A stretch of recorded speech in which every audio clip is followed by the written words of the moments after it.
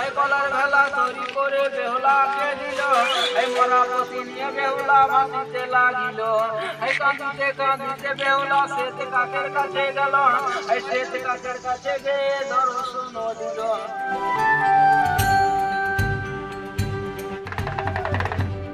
পট শব্দের প্রকৃত অর্থ কাপড়।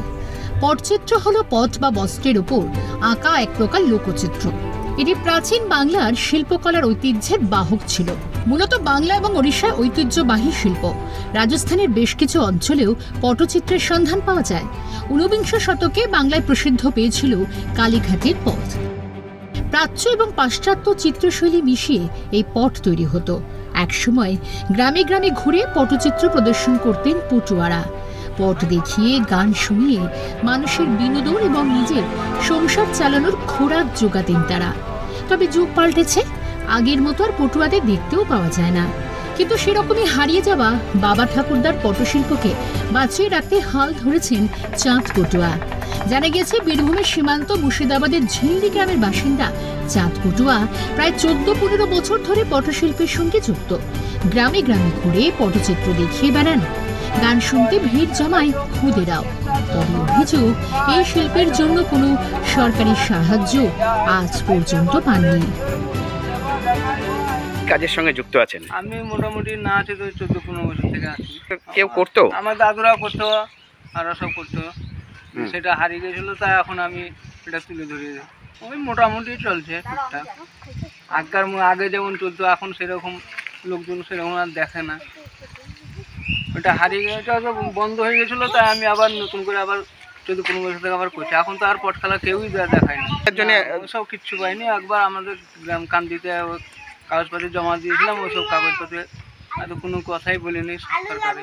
কি ধরে রাখবেন? সরকারি সুযোগ পেলে তো আমরা ওইটা ধরে রাখবো, ওটা আমাদের জাতীয় ব্যবসা। আমি পট খেলা দেখলাম, আমার দাদু ঠাম্মার আগে গল্প বলতো, খুব সুন্দর লাগলো দেখে। আগে কোনোদিন দেখিনি, কিন্তু দাদু ঠাম্মার কাছে গল্প শুনেছি। পৌরাণিক গল্পকে অবলম্বন করে ছবির সঙ্গে মিল রেখে গান গেয়ে গ্রামে গঞ্জে ঘুরে পটচিত্র দেখান চাঁদবাবু। এই গানের মধ্যে দিয়ে তুলে ধরেন বিভিন্ন গল্প। এই পট শিল্পের মধ্যে বেহুলা লক্ষিন্দরের গল্প, গরু বাছুর পালন, বিভিন্ন গল্পকে চিত্রাকারে সাজিয়ে গান গেয়ে পরিবেশন করেন চাঁদ।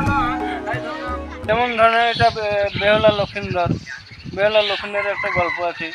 এটা বেহুলা লক্ষিন্দরের ছবি আঁকা আছে, ওই ছবিটা ধরে গল্পটা বলতে হয়। আর একটা যমরাজ আছে, যমরাজকে যেমন কর্ম সেরকম ফল পায়, এটা আছে। আর একটা গরু বাছুরের পালন। না, ওটা ধরুন আমি একজনকে লিখে নিয়েছিলাম, যে ছবিটা এঁকেছিল, ওরাই ওদের কাছে লিখে নিয়ে এই গানটা আমি শিখেছি। সুর দিয়ে দিয়ে করেন আপনারা? আমরা সুর দিয়ে দিয়ে করি। আগের মতো এখন আর পটশিল্পের চলন নেই বলে জানান বাসিন্দারা।